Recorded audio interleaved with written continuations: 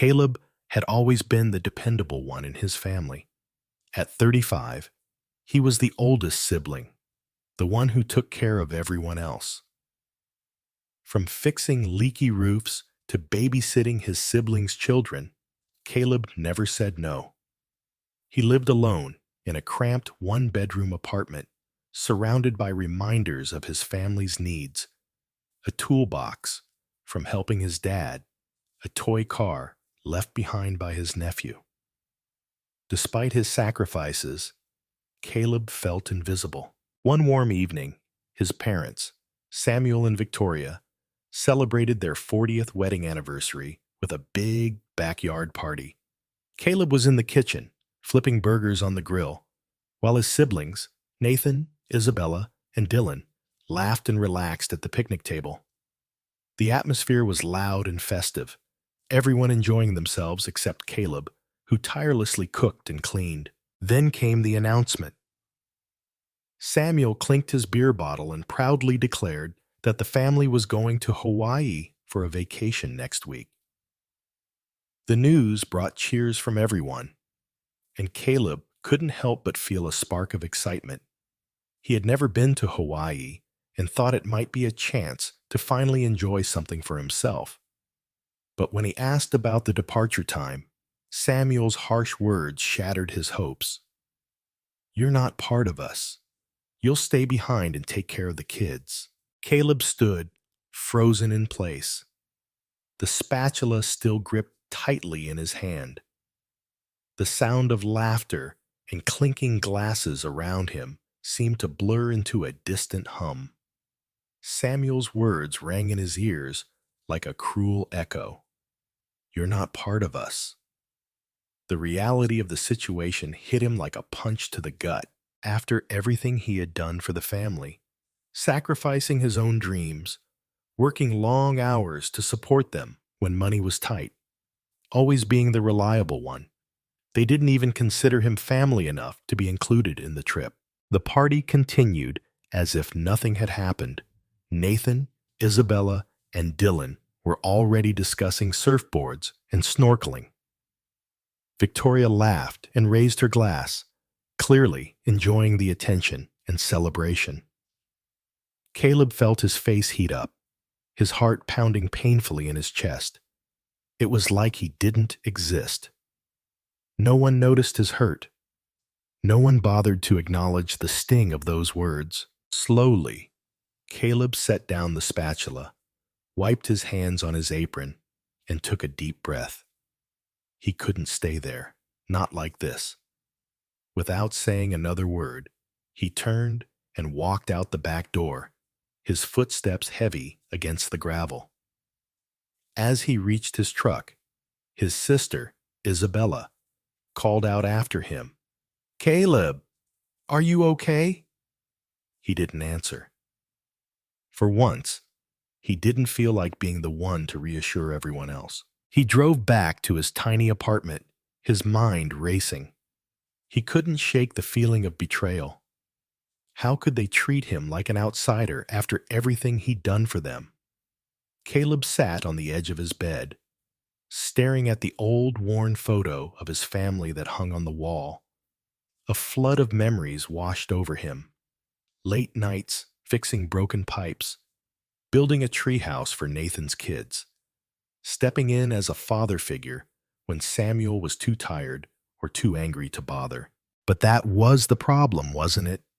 He had given so much of himself that they never learned to appreciate him.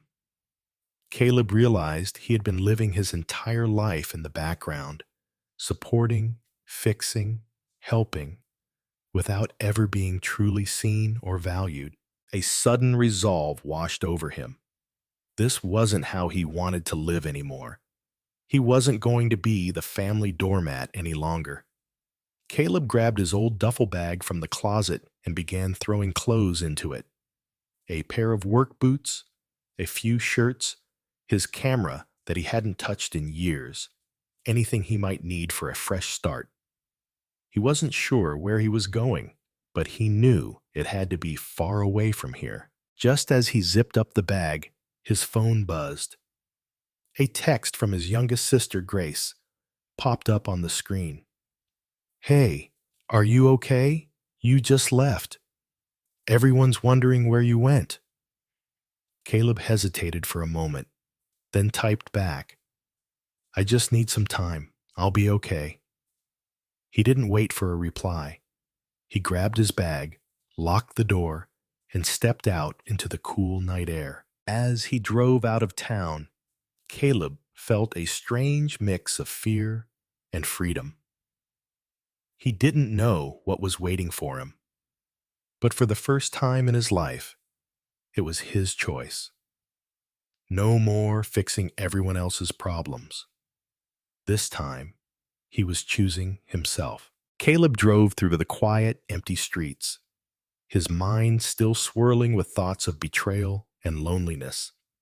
He had no real plan, just an overwhelming urge to get away from the suffocating grip his family had on him.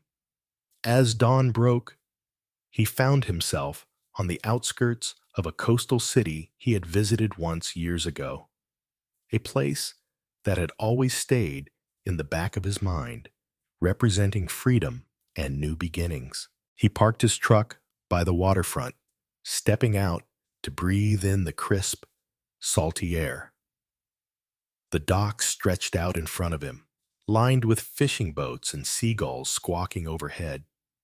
The morning light painted the sky in shades of pink and gold, and for the first time in a long while, Caleb felt something loosen in his chest.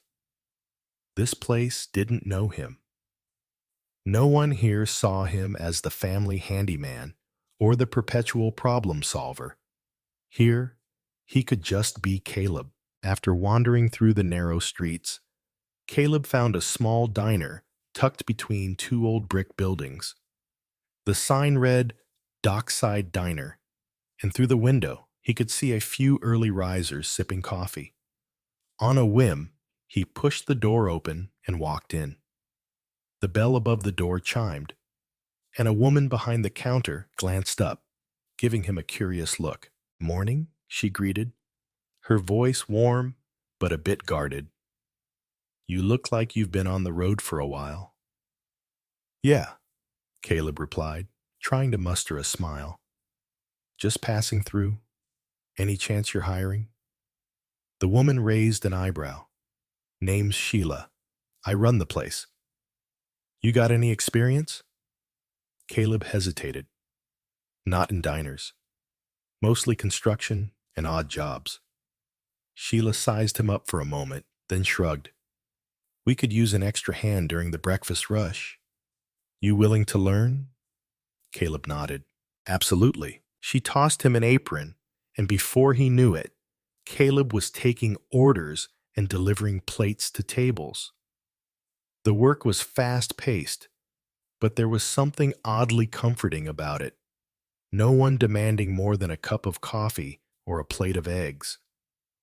Sheila showed him the ropes, her sharp humor keeping him on his toes. Just as the rush was dying down, a regular named Pete struck up a conversation. "New in town?" "Yeah," Caleb replied, wiping down a table.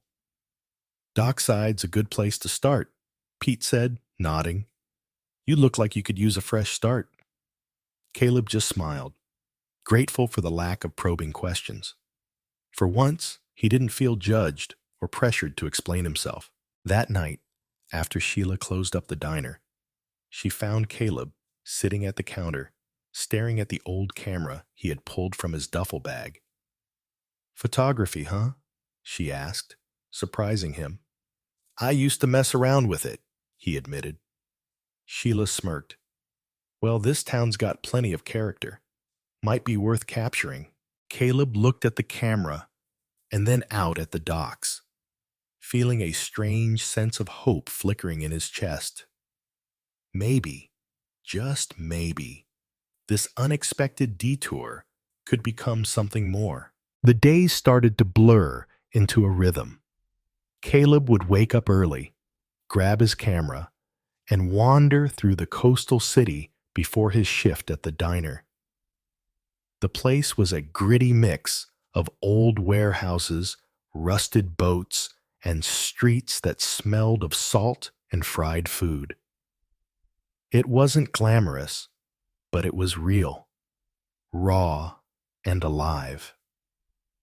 Caleb found himself drawn to the docks most mornings, snapping photos of fishermen unloading their catch or the morning light reflecting off the water. One afternoon, as Caleb was wiping down tables, Sheila caught him staring at one of his prints, a slightly blurred shot of the docks at sunrise. "You know," she said, leaning against the counter, "you've got a good eye.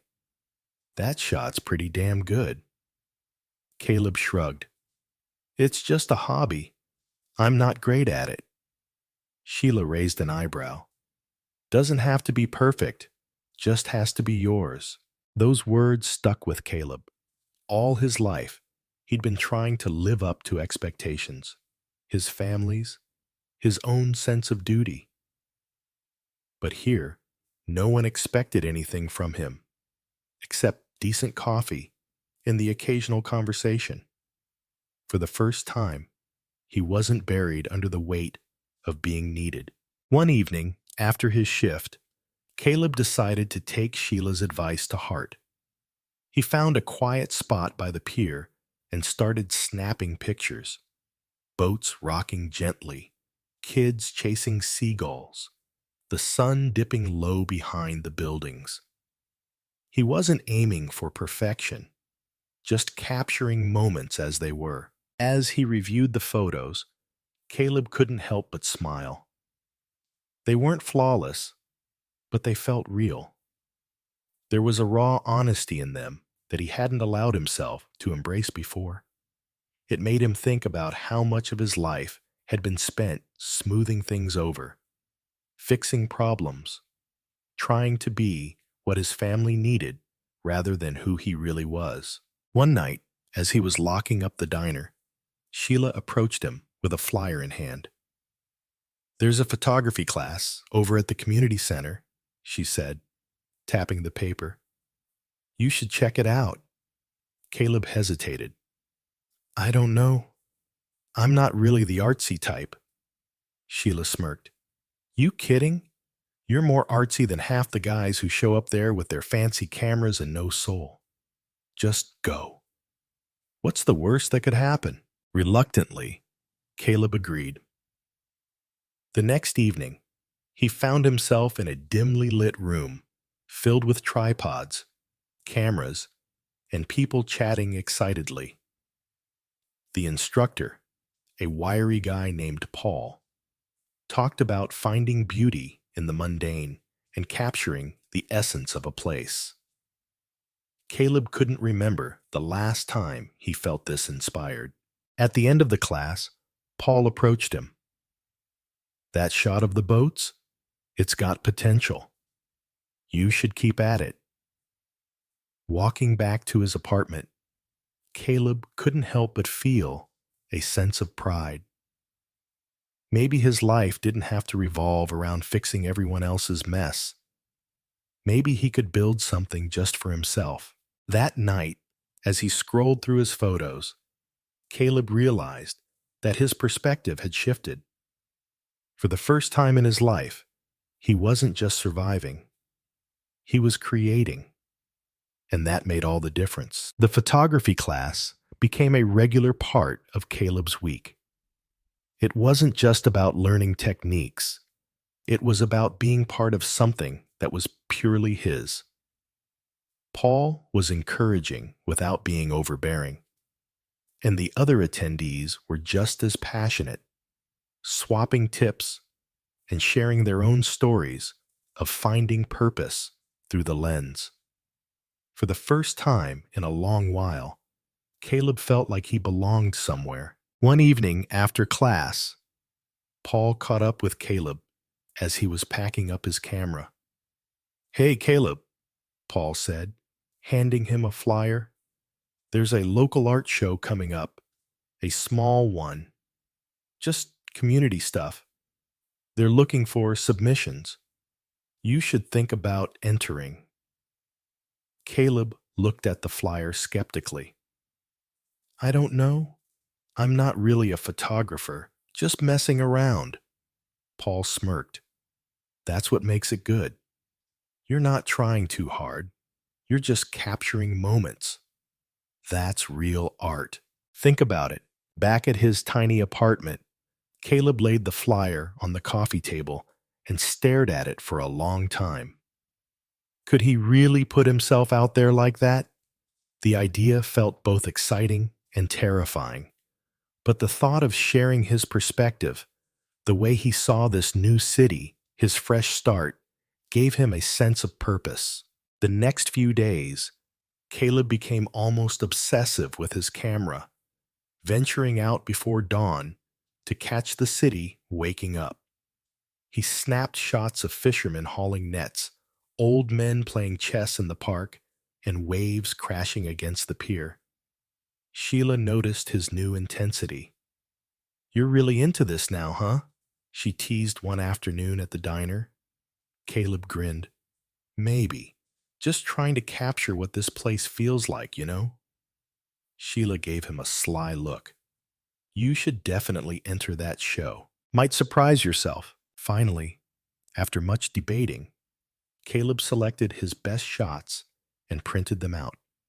The day of the submission deadline, he walked nervously to the community center, his portfolio tucked under his arm.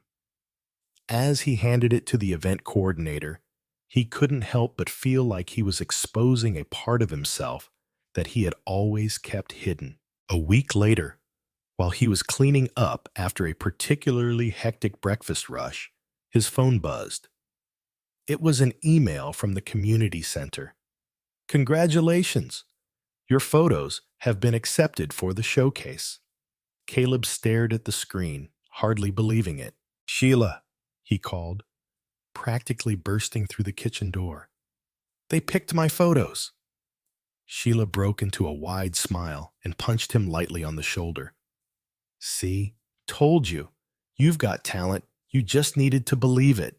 That evening, Caleb sat by the pier, his camera in hand, and let himself feel the pride swelling inside. He wasn't just a handyman or a family problem solver anymore. He was an artist, someone with a voice and a vision. For the first time, Caleb didn't feel like he was living for someone else's approval. He was creating something of his own, and it felt incredible. The night of the art show was both thrilling and nerve-wracking for Caleb. He arrived early, dressed in his only decent button-up shirt, and took a moment to absorb the scene. The gallery space was modest but charming, with soft lighting and walls lined with framed photographs and paintings. Caleb's own prints hung in the corner, carefully arranged by Paul, who gave him an encouraging nod as he walked in.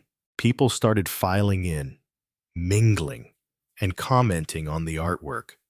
Caleb couldn't help but feel a bit out of place. These were artsy types, people who probably had formal training or years of experience. He was just a guy with a second-hand camera and a need to break free from his old life. Then he saw it, a small red sticker next to one of his photos.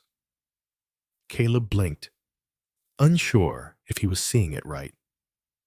A woman approached him, smiling. "Is this your work?"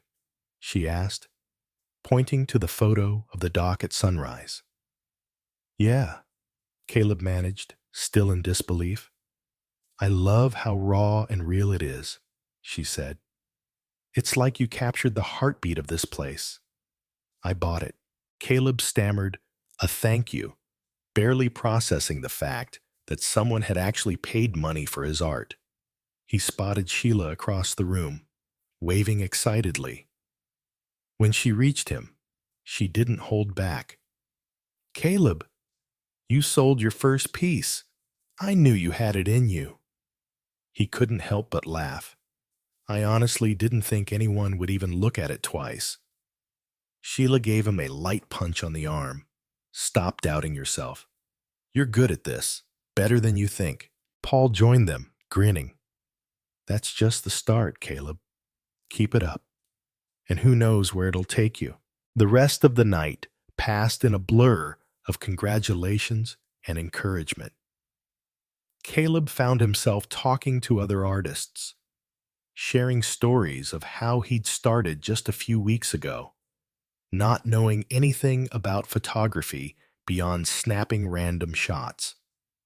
They treated him like one of their own, and that feeling of belonging sparked something in him. By the time the event wrapped up, Caleb felt lighter than he had in years. As he walked back to his apartment, the cool night air seemed different, less daunting, more promising. He had proven to himself that he could create something meaningful, something that resonated with others.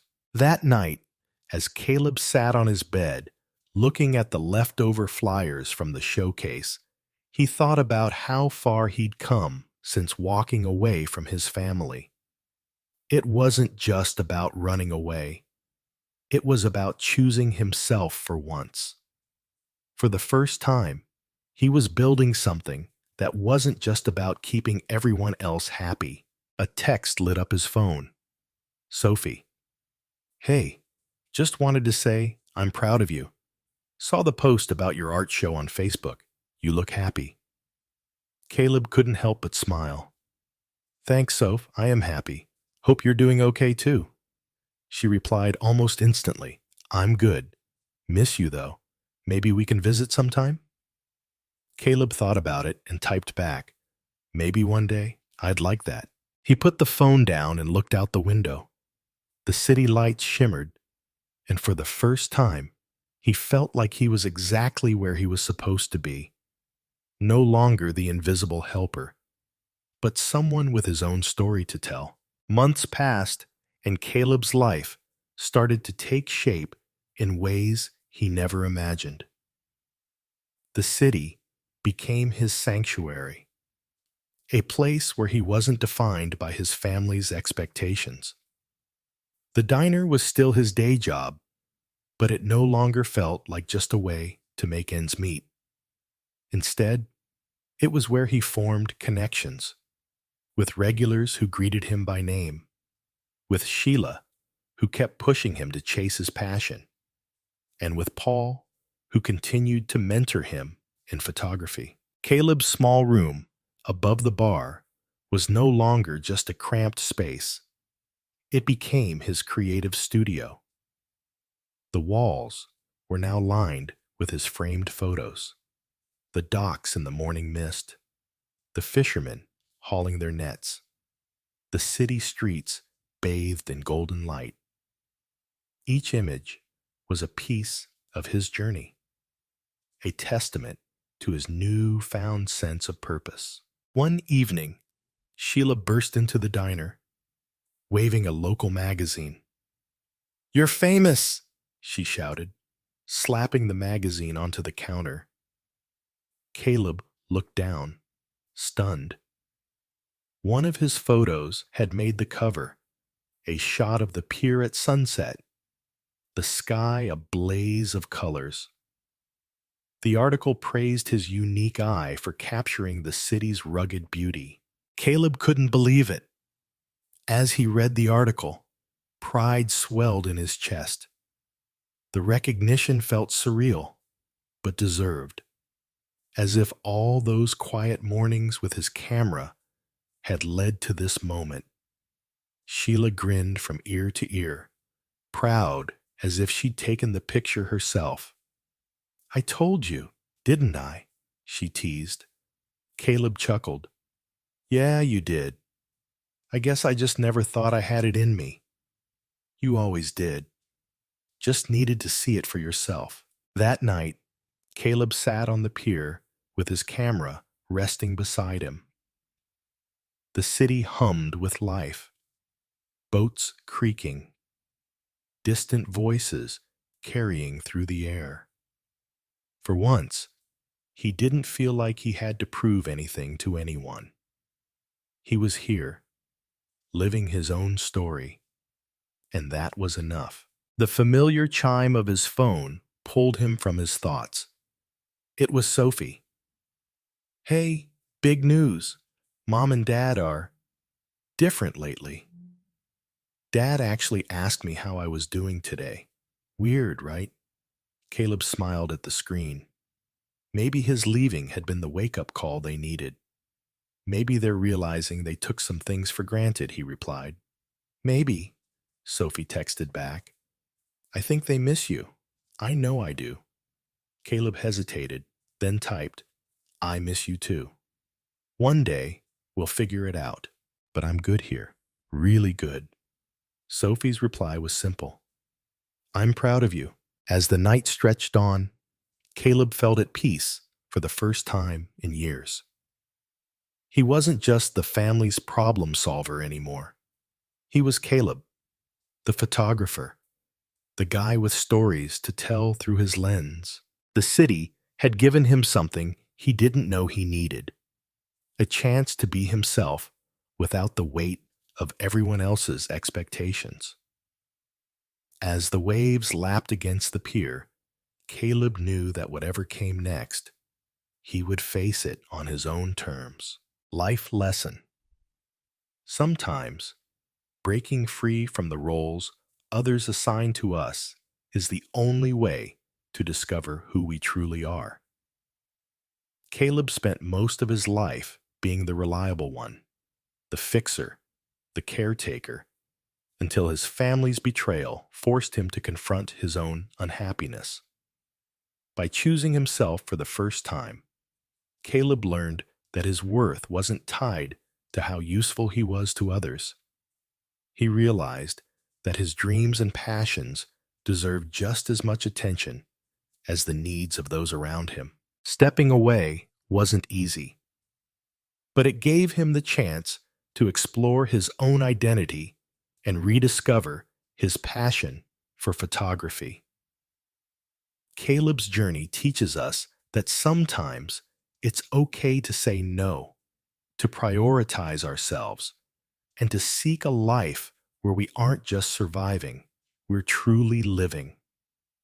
Real growth often starts when we stop letting others define our purpose and take the bold step to pursue our own path. Real life application. In our own lives, we may find ourselves trapped in roles that don't align with our true selves. Whether it's at work, within family dynamics, or in friendships. The fear of disappointing others can keep us stuck, but it's essential to remember that we deserve happiness too. Sometimes it takes a drastic change, a move, a new passion, or setting boundaries to reclaim our identity. If you've been sacrificing your own dreams for the sake of keeping others happy, take a page from Caleb's story. Start small. Pursue a hobby. Set boundaries, or simply allow yourself to say no. It might be uncomfortable at first, but your well-being is worth it. The courage to step away and prioritize yourself can open doors to a more fulfilling and authentic life.